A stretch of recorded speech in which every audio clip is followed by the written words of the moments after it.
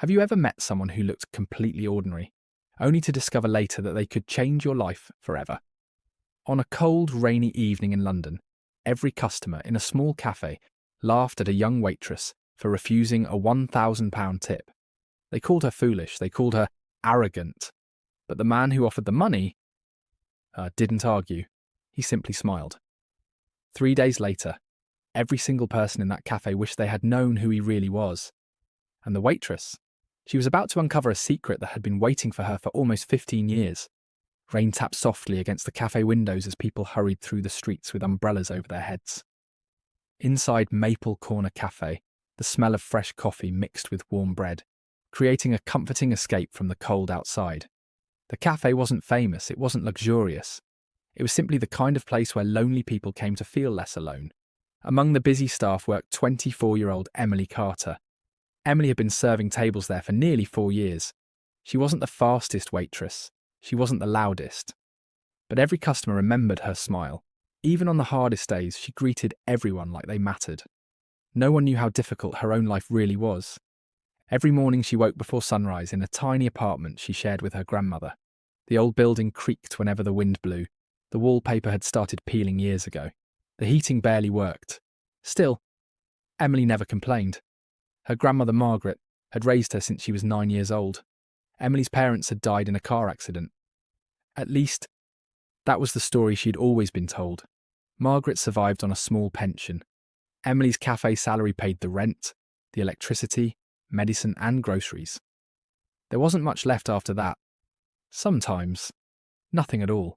Yet every Sunday evening, Emily quietly placed a few coins into an old glass jar labelled, "For someone who needs it more."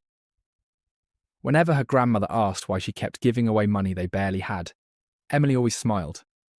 "Because kindness shouldn't wait until we're rich." Margaret shook her head every time, but deep inside, she felt proud. That Monday had started like every other. Rush hour.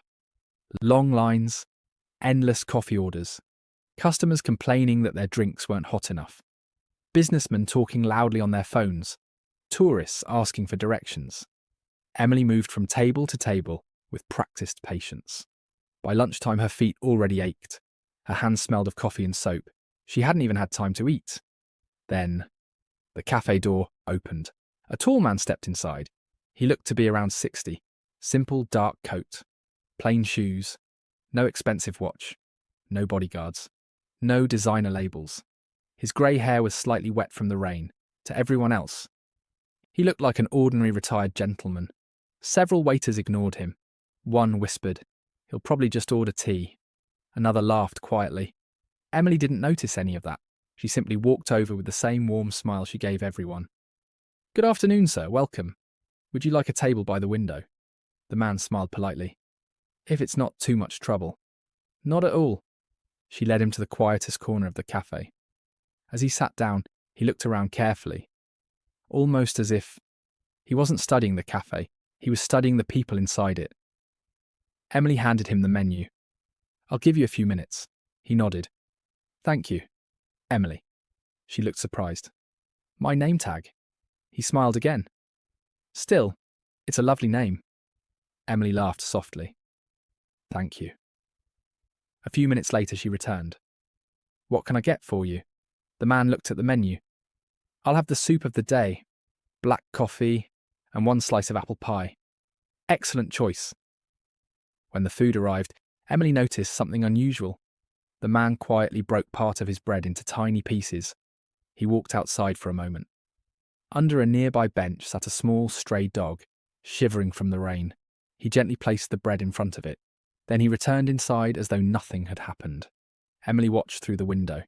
Most people ignored stray animals. He hadn't. Without thinking, she wrapped another piece of warm bread in a napkin. When she brought his coffee, she quietly placed it beside him. "For your little friend outside." The man looked at the bread, then at Emily. "You noticed?" She smiled. "Everyone deserves lunch." For the first time that day, the man laughed. A genuine laugh. One that reached his eyes. An hour passed. The cafe became quieter. Only a handful of customers remained. The man slowly finished his meal while reading an old paperback novel with worn edges. Not once did he look at his phone. Not once did he rush. It was as if time moved differently around him. When Emily came to clear the table, he folded the receipt carefully. "What do I owe you?" She smiled. £23.60. He reached into his coat pocket. Instead of a wallet, he took out a plain white envelope. He looked at it for a brief moment before sliding it towards her. "I'd like you to have this." Emily blinked. "I'm sorry." "It's for you." She frowned. "Sir, I haven't even opened it." "Go ahead." Curious, she lifted the flap.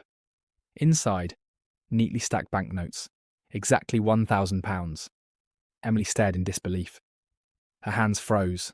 Surely, this had to be a mistake. She looked up. "Sir, I can't accept this."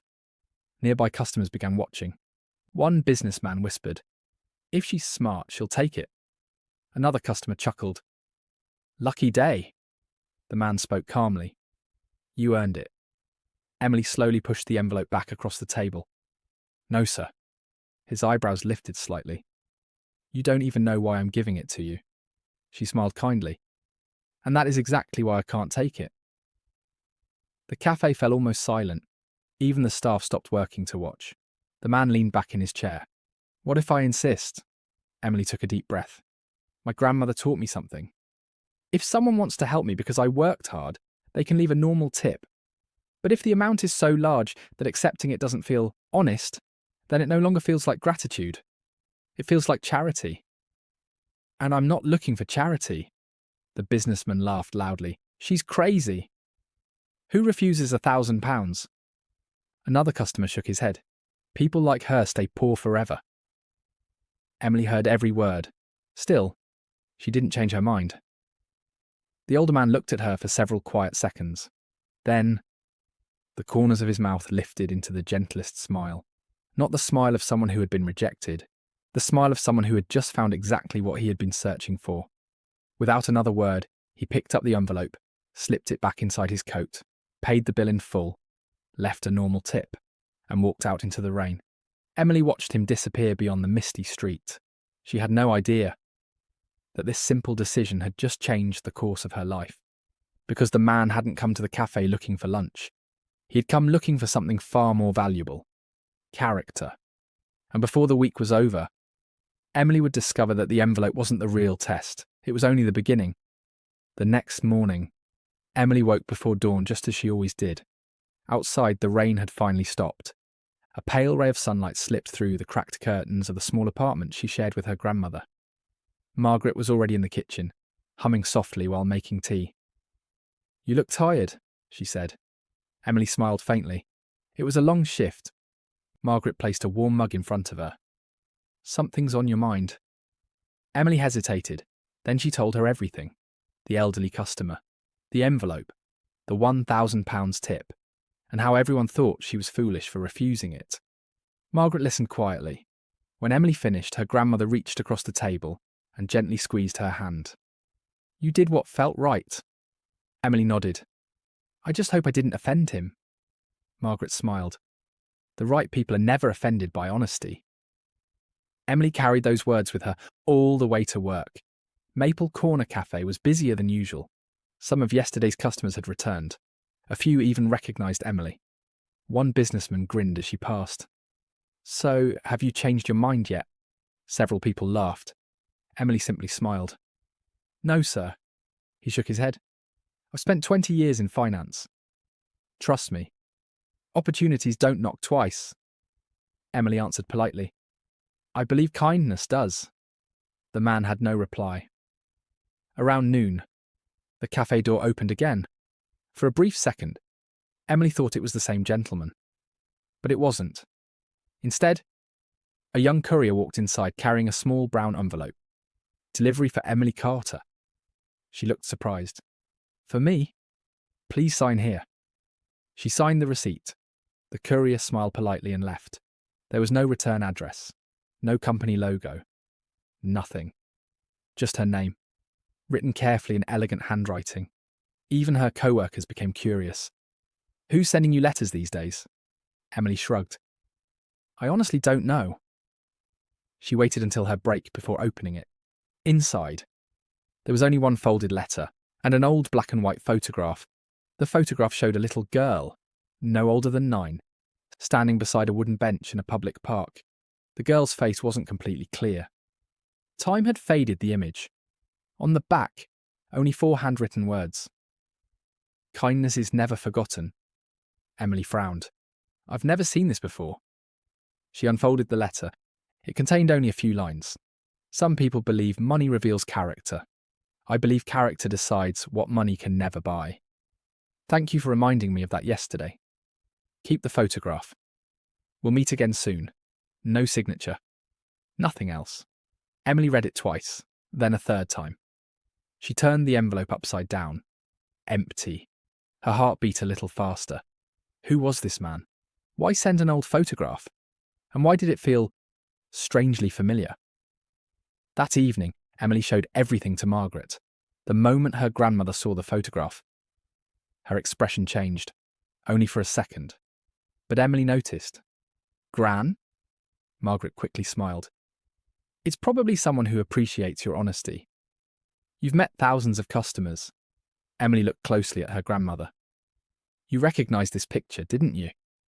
Margaret avoided her eyes. "It's old. I can't be sure."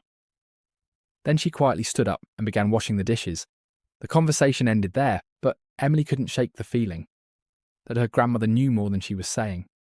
Over the next 2 days, life returned to normal, or at least, it appeared to. The mysterious customer never returned. Emily kept the photograph inside her apron pocket. Several times a day, she found herself staring at it. Why did the little girl seem so familiar? Was it someone she had once known? Or was it her she couldn't remember? On Friday afternoon, something unexpected happened. The cafe manager hurried toward Emily. "There's a gentleman asking for you." Emily's heart skipped. She looked toward the entrance. It wasn't the elderly customer. Instead, a man in a dark business suit stood waiting. He carried a leather folder. "Miss Carter?" "Yes." He smiled professionally. "I have something that belongs to you." He handed her a small wooden box. "This was left in our care with instructions that it should only be delivered after a certain conversation." Emily looked confused. "What conversation?" "I'm afraid I wasn't told." She opened the box. Inside lay an old silver key and another folded note. This time, only one sentence. "Some doors only open after kindness chooses honesty." Emily looked back up. The businessman was already walking away. "Wait," he stopped. "Who sent this?" He smiled politely. "I don't know his full story. But I do know one thing. He's waited a very long time." Then he disappeared into the crowd. That night, Emily placed the key beside the photograph and the letter. 3 objects, 3 questions, no answers. Margaret entered the room quietly. Her eyes settled on the silver key.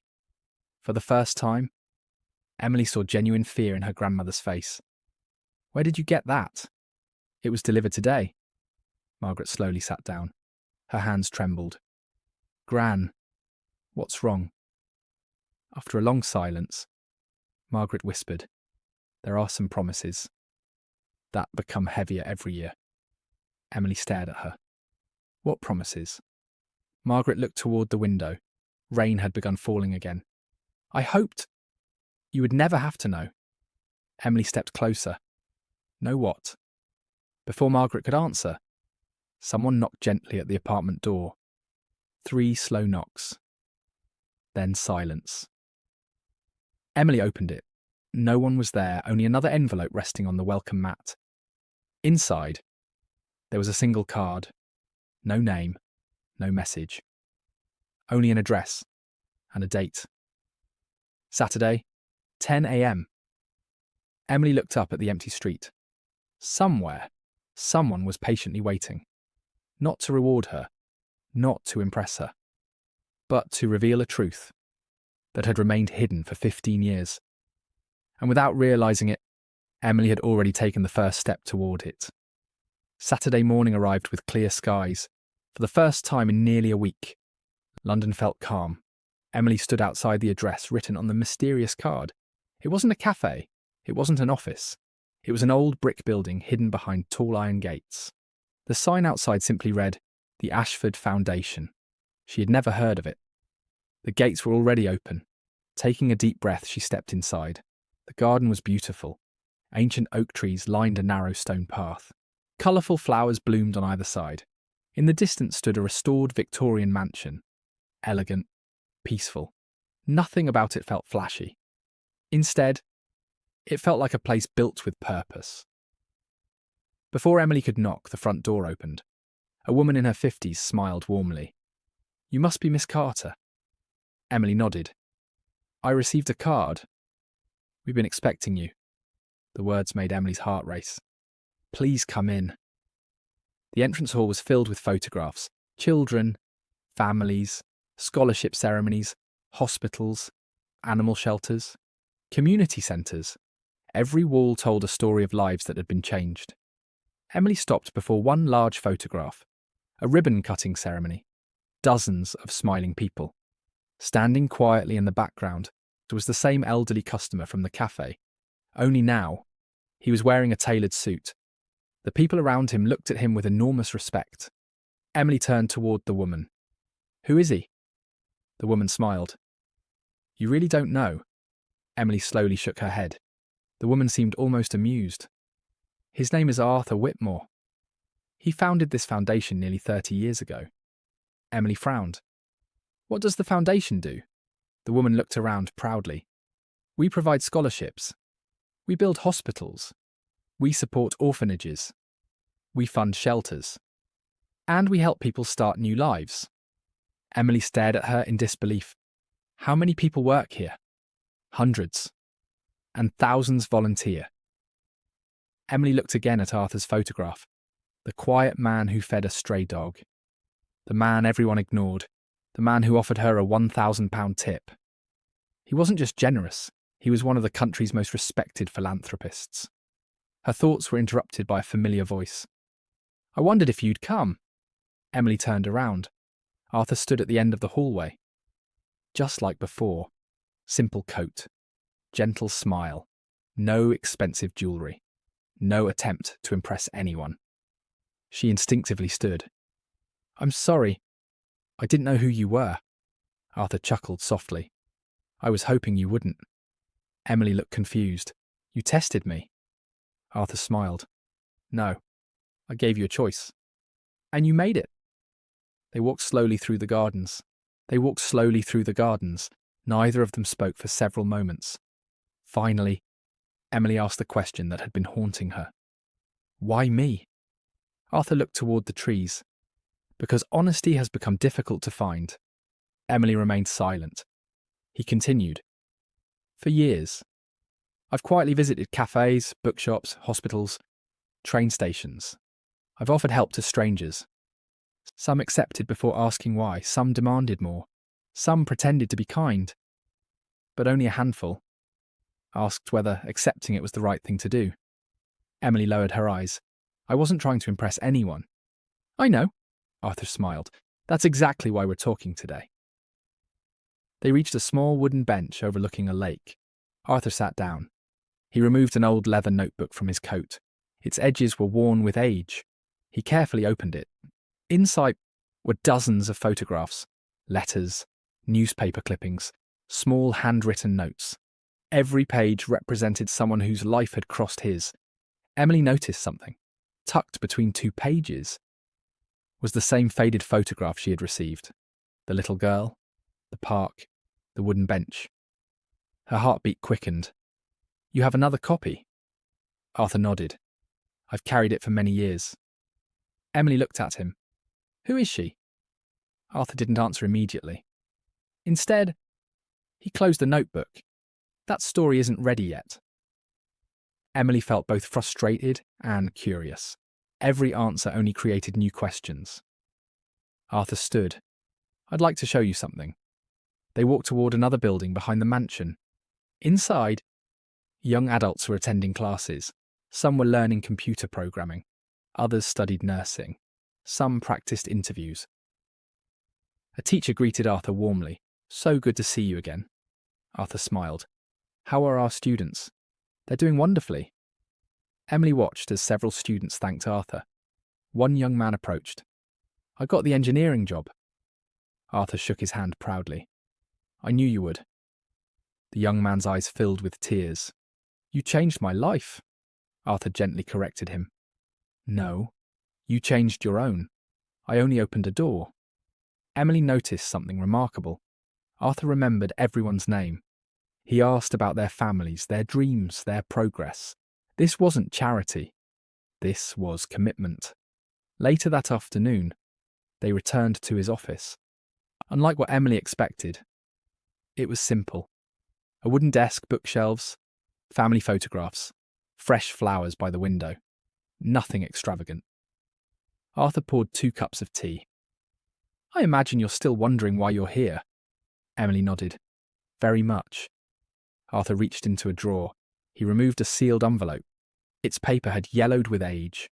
The wax seal had never been broken. He placed it carefully on the table. "I've protected this for 15 years. Emily stared at it. "What's inside?" Arthur rested his hand on the envelope. "The truth." Her breathing slowed. "My truth. Our truth."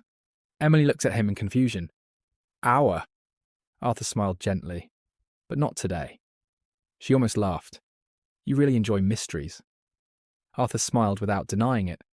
Some truths must arrive at the right moment. Before Emily left, Arthur handed her a small silver keychain. Attached to it was the same old key she had received. "I believe it belongs with you now. What does it open?" Arthur looked into her eyes. "A door your heart has been waiting to open." Emily held the key tightly. "I still don't understand." "You will. Very soon." As she walked toward the exit, the woman who had welcomed her earlier quietly approached. She lowered her voice. "Can I tell you something?" Emily nodded. "I've worked beside Mr. Whitmore for 18 years. In all that time, I've never seen him smile the way he smiled after leaving your cafe." Emily looked surprised. "Why?" The woman glanced toward Arthur's office. "Because for 15 years, he believed he'd lost something forever. And after meeting you, for the first time, he believed he might have found it." Emily stood frozen. Found what? Before she could ask, Arthur called from across the garden. "Emily." She turned. He raised the old notebook in his hand. "Next Friday, I'll tell you everything." Emily nodded slowly. "I'll be here." As she walked away, she looked once more at the faded photograph in her pocket. The little girl, the wooden bench, the mysterious letter, the silver key, and Arthur Whitmore. None of it felt like coincidence anymore. Somewhere deep inside, Emily sensed that her entire life had been built upon a story she had never been told, and next Friday, that story would finally begin to reveal itself. But neither of them knew that someone else had been watching from the shadows, someone who desperately wanted the past to remain buried